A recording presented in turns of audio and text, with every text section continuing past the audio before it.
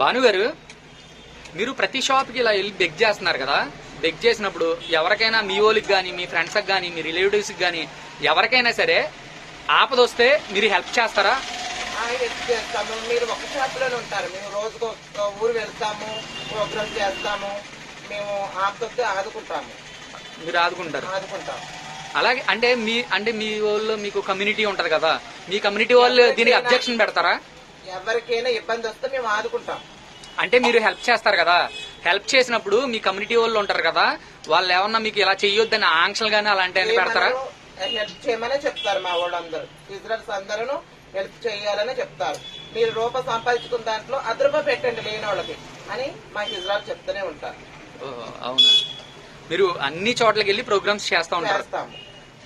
ఏలూరులో జాతర స్టార్ట్ అయింది కదా, వాళ్ళందరూ వెళ్తారు. అక్కడ అమ్మవారికి